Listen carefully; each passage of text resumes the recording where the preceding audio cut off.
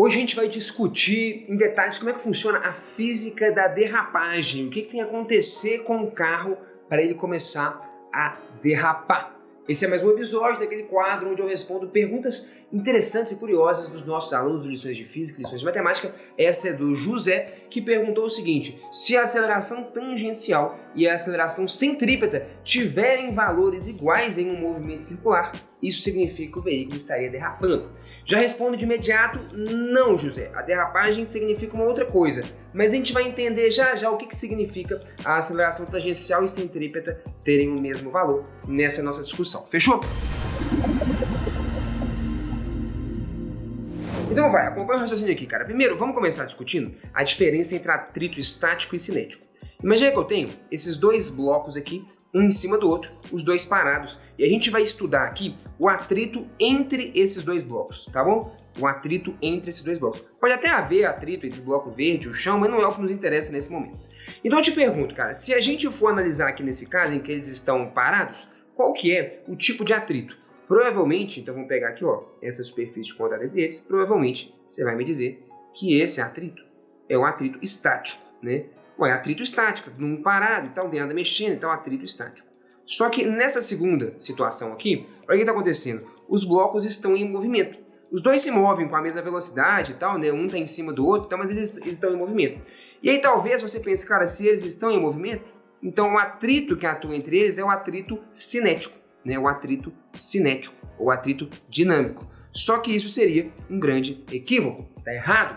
O atrito, na verdade, ele só é cinético se existe movimento relativo entre a superfície dos corpos. Mas não existe em nenhum dos casos, porque no fundo, né, a real é que o bloco amarelo está sempre parado em relação ao verde. Nessa situação, o bloco amarelo está parado em relação ao verde e nessa situação ele também está parado em relação ao verde, por mais que os dois se movimentem em relação ao chão. Então, nessa situação, esse atrito também seria estático. O que para algumas pessoas é meio contraintuitivo. Como assim um atrito ele é estático se os corpos estão em movimento? O atrito estático não tem a ver com o cara estar estático. Quer dizer, até tem. Não pode haver movimento relativo entre a superfície em questão. Então, o bloco amarelo e o bloco verde podem estar no movimento mais maluco do mundo e ainda assim, se um não se mover em relação ao outro, o atrito atuante vai ser o estático.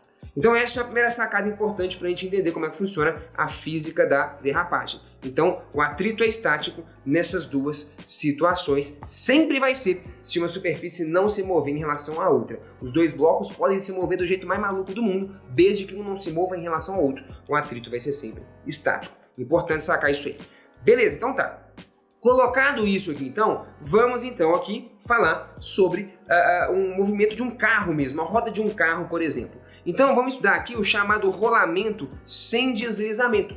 O que é o rolamento sem deslizamento? Observa que interessante. A roda, além de estar se deslocando para a direita, ela está girando, como é de se esperar que ela faça. Mas nem sempre isso acontece. Na derrapagem, por exemplo, isso não acontece. Então olha que interessante, esse ponto verde que está em contato com o chão, daqui a pouquinho ele já não está mais em contato com o chão. Você concorda? Porque o carro ele vai girando. Então aqui, ó, tá desenhado aqui, né, o sentido da rotação. Então essa bolinha verde, ela vai subindo, ela tá aqui, vai subindo, tá aqui. Então, enfim, ela vai se movimentando. Ou seja, o ponto do carro, da roda, que está em contato com o chão, ele vai mudando o tempo inteiro. É ou não é? Ora é esse ponto aqui, daqui a pouco não é esse mais, é esse amarelo. Só que daqui a pouco o amarelo também subiu, o ponto em contato é esse vermelho, mas daqui a pouco, então aqui, ó, tá aqui o amarelo. Tá aqui o vermelho, agora é o ponto azul que está em contato, tá entendendo? Ah, tá. O ponto do pneu que fica em contato com o chão, ele vai mudando. O que é o importante você perceber? O importante você perceber é o seguinte: no rolamento sem deslizamento, o ponto do pneu em contato com o chão fica momentaneamente parado. Beleza? Fica momentaneamente parado. Esse pneu ele não está deslizando, ele não está fazendo... Sacou? Ele pega aqui, ó, e gira em torno daquele ponto. É como se o ponto de baixo estivesse instantaneamente em repouso. Faz sentido? Em relação ao chão. E você sacou? Peraí, se não há movimento relativo entre duas superfícies, se esse ponto verde não sai escorregando em relação ao chão, o atrito que vai atuar aqui vai ser qual? Vai ser o estático. Ah, mas o carro está em movimento, a roda está em movimento. Você já entendeu que não tem a ver com isso, né? Para o atrito ser estático esse ponto verde, ele se move em relação ao chão? Não, ele não desliza no chão, uma superfície não escorrega em relação à outra. Então o atrito que atua aqui é o estático. O ponto da roda em contato com o chão, ele fica instantaneamente parado, como se todos os outros pontos estivessem girando em torno dele. Você fala, cara, animal. Beleza. Colocado isso, o que é então o nosso movimento de derrapagem, que é o rolamento com deslizamento, quando realmente está rolando uma derrapagem, quando o carro está derrapando. Derrapagem. Então tem a ver mais com atrito, isso, derrapagem. Seja numa curva ou não, tá? Tanto faz, estou estudando o movimento retilíneo aqui porque seria mais fácil. Beleza. Cara, basicamente, você entendeu o que está rolando. O ponto verde aqui é sempre o mesmo. Ou seja, a roda está se movendo, ela está se deslocando, mas sem girar, sacou? Então, é como se ela viesse sendo arrastada, tipo... Sacou a onomatopeia aí? É isso. Ah, tá, o ponto do pneu que está em contato com o chão é sempre o mesmo. Ele vai se arrastando. E se há, é isso que é derrapagem, né? E se há movimento relativo entre as superfícies, o atrito é o cinético. Ah, beleza. Então, cinético. Fechou? A condição para que um carro esteja derrapando é que o atrito cinético esteja atuando, que aí o carro começa a deslizar, começa a derrapar. O que isso significa? Que o ponto da roda em contato com o chão se move em relação ao chão, se arrasta sobre o chão. É isso que significa o deslizamento. Então a derrapagem tem a ver com a gente entrar num regime de atrito cinético e não de atrito estático. Faz sentido? É isso. Inclusive o freio ABS tem a ver com isso. A gente escolhe o tempo inteiro usar o atrito estático em lugar do cinético. A gente não quer que o carro derrape. Por qual motivo? Porque na verdade o atrito estático é maior, a frenagem é mais eficiente, mas isso é uma outra conversa. Agora, o que acontece se a aceleração tangencial for igual a centrípeta, num movimento que faz curva? Que foi o que o José falou. Não tem a ver com o carro derrapar não, tá? Derrapar tem a ver com isso aqui. Mas bom, vamos lá. Vamos para a discussão do José. Primeiro, vamos lembrar qual que é a definição de aceleração e vamos calcular isso geometricamente, fazendo uma subtração vetorial. Então eu tenho um carro que tem uma velocidade de 10 metros por segundo, no instante t igual a zero, só que ele está acelerado, está aqui de verde. Daí, um segundo, a velocidade dele aumentou, passou a valer 15. O que é a aceleração? Esse vetor de verde. É o tanto que a velocidade muda à medida que o tempo passa. É a razão entre essas duas coisas. Quanto que a velocidade mudou? É a velocidade final menos inicial. Então você faria a velocidade final menos inicial. Lembrando que é uma subtração vetorial. Velocidade final é 15 para a direita. Você falou, a velocidade final é 15 para a direita. Então vamos colocar aqui, ó. Você vai ter aqui, ó, 15 para a direita. Ou seja, igual 15 para a direita. 15 metros por segundo, velocidade final. Menos a inicial. Só que a inicial é 10 para a direita. Como é menos ela, então ela vai aparecer para a esquerda. Então você vai ter 10 para a esquerda. Concorda? 10 para a esquerda. Fechou? Opa, 10 metros por segundo para a esquerda. Beleza, e quanto tempo passou? De 0 para 1 segundo? Passou 1 segundo. Beleza, o nosso tempo é de 1 segundo. Quanto que dá essa subtração? 15 para a direita com 10 para a esquerda vai dar 5 para a direita. Então dá uma velocidade de 5 metros por segundo para a direita. O que esse desenho quer dizer? Quer dizer que nesse movimento acelerado, esse cara, ele ganha um vetor de 5 metros por segundo para a direita na sua velocidade a cada 1 segundo. Sacou? E é isso. Era 10 metros por segundo. Se eu ganhei 5 metros por segundo para a direita, 10 mais 5, 15 é o que a gente tinha. Falando, não, enquanto é complicado desenhar os vetores e tal, tava fácil. Sim, eu quero desenhar assim, só para você entender a geometria de quando o negócio fizer curva. Mas por enquanto tá tranquilo. Mas é isso, essa conta maluca quer dizer isso. A minha aceleração é, eu ganho 5 metros por segundo de velocidade para a direita a cada 1 segundo. Se você preferir, a gente pode só falar que é uma aceleração de 5 metros por segundo ao quadrado para a direita. É isso, tá? Para a direita. Fechou? Então um vetorzinho que tá para a direita. Vou desenhar aqui embaixo só para a gente lembrar. Beleza. Isso é a nossa aceleração. A gente chama isso de aceleração tangencial. Ela está medindo quanto que o vetor de velocidade está aumentando ou diminuindo. Né? E a gente viu que no caso ele está aumentando de 5 metros por segundo a cada 1 segundo. Então 10 mais 5, 15. Depois 15 mais 5, 20 e por aí vai. Você fala, não, beleza, fechou. Tá. E agora, bicho, se a gente for falar aqui de um movimento que faz curva. Tá aqui então o nosso carro subindo, por exemplo, um morro malucaço aqui, né? O carro, que é isso? O carro tá na vertical aqui, meu. Imagina um morro cabuloso. Pois é, não é qualquer carro não, filho. O Ninho Mille não faz isso não, a não ser que seja com escada. Com escada vai lá. Beleza, então vamos lá, bicho. Você tem uma velocidade de 10 metros por segundo, beleza? E no instante t igual a 0. Depois passa-se 1 segundo, um instante t igual a 1, e você continua com a velocidade de 10 metros por segundo. talvez você fale, pô, não tem aceleração. A velocidade não mudou, na verdade não mudou o valor dela, o módulo dela, mas esse negócio é um vetor, e o vetor claramente mudou. Como que eu calcularia quanto que vale a minha aceleração? Cara, exatamente a mesma coisa, é o ΔV sobre ΔT.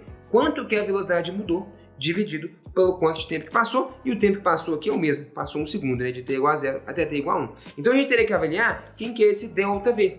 Então eu teria que pegar e fazer quem que é a velocidade final menos a inicial. Então a minha velocidade final é isso aqui, é um vetor de 10 metros por segundo. Menos a velocidade inicial, menos esse cara, é na verdade um vetor que aponta para baixo. Ah, tá, então menos esse cara, tá aqui um vetor que aponta para baixo, que vale também 10 metros por segundo.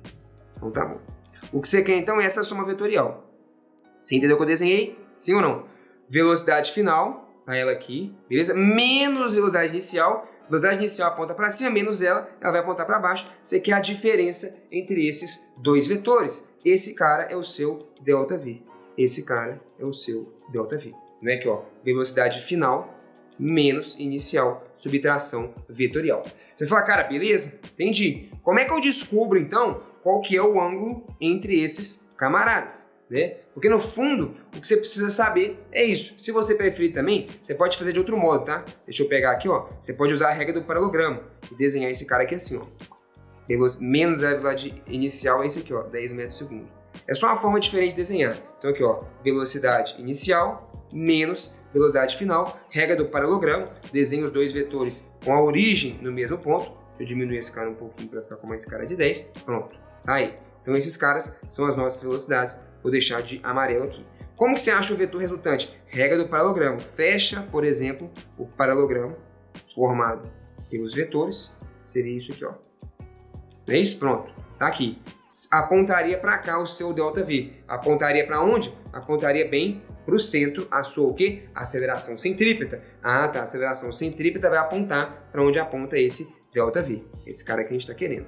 Pô, massa. Vamos colocar aqui então, ó, ΔV. Beleza? Tá, queremos saber quanto que vale esse cara, esse ΔV. Fechou. Como que a gente pode descobrir isso daí? Cara, a gente pode descobrir da seguinte maneira. Vamos lá, ó. Se eu traçar uma horizontal aqui, esse ângulo é de 60 graus, não é? Porque são altérrimos internos. Então, esse aqui tem que ser de 30, não é isso? Já que a tangente é perpendicular à direção radial. Então, 30. Então, o ângulo entre a velocidade final e a horizontal é 30. Então, vamos, por exemplo, pensar aqui, ó. Velocidade final é esse vetor, não é? Tá. E a horizontal tá aqui. Então, aqui vale 30 graus. Esse aqui vale 30, esse aqui vale 60. Só que olha que interessante, eu já sei que esse triângulo, pelo menos isósceles ele é. Por que isósceles ele é? Por conta do seguinte, quanto que vale esse pontilhado de amarelo? Olha que massa, bicho. Acompanha o raciocínio aqui, ó. Isso aqui vale 10, isso aqui também vale 10. É um paralelogramo, eu só arrastei a coisa para baixo. Ah, tá, esse aqui vale 10. Então eu sei que 10 metros por segundo. Que esse triângulo, pelo menos isósceles ele é. Ou seja, esse ângulo tem que ser igual a esse. Se eu já usei 60, sobra quanto? 120. 120 dividido por 2 dá 60 para cada um. Olha, peraí, 60 para cada um, então no fundo a gente está concluindo que esse triângulo ele é equilátero, ele não é isósceles. Ele é equilátero. Se ele é equilátero, o valor desse ΔV vale quanto? 10 também. 10, 10 e 10. Triângulo equilátero. Caramba, bicho, beleza. Então é isso que você quer calcular. O que é o seu ΔV, cara? É um vetor que está apontando para o centro, como você viu, e que o tamanho dele vale 10 metros por segundo. O que significa isso? Significa, a gente chama isso aqui de aceleração centrípeta. A sua aceleração centrípeta, olha que interessante, o tamanho do vetor nunca muda. Ele está mudando é de direção. E ele muda de direção apontando para o centro, beleza? E o valor disso é de 10 metros por segundo a cada segundo. Ele é rotacionado desse tanto a cada um segundo. E a gente também pode falar que é uma aceleração de 10 metros por segundo ao quadrado. Só que esse aqui é diferente. 10 metros por segundo ao quadrado. Essa aqui, então, está medindo justamente quanto que o vetor está desviando. É isso que eu fiz. Eu peguei a velocidade final que valia 10 e peguei a velocidade inicial que valia 10. Mas como eles estão em direções opostas, o que esse vetor está medindo é o quanto que eles estão mudando de direção. O tamanho, o módulo dele tem a ver com a mudança de direção. Então agora sim, respondendo à pergunta do José, o que significa eu pegar um cara num movimento que faz curva e eu dizer que a aceleração tangencial é igual à aceleração centrípeta. Não é nada demais. Quer dizer simplesmente que a taxa com que o vetor velocidade aumenta ou diminui que é medido pela aceleração tangencial, é igual à taxa com que o vetor velocidade gira, que é medido pela aceleração centrípeta, que mede a rotação desse vetor velocidade, ou seja, está medindo o quanto que você está fazendo de curva. É só isso. A aceleração centrípeta ser igual à tangencial quer dizer que o tamanho do vetor velocidade muda na mesma taxa em que ele gira. Ponto. Tem a ver com o carro derrapar? Não. Então com isso a gente conclui com muito carinho para o José que mandou essa pergunta, concluindo o nosso episódio 8 dessa série. Tá aí. Se você está curtindo esse quadro, não deixe de comentar aí embaixo o que você está achando. E você que é aluno de lições de física, de lições de matemática, do Desvendando Matemática, não deixe de perguntar sempre na nossa plataforma. O time pedagógico está à disposição para te responder e eu também estou lá sempre fuçando as dúvidas mais interessantes para trazer aqui para a gente discutir juntos. Valeu e até a próxima.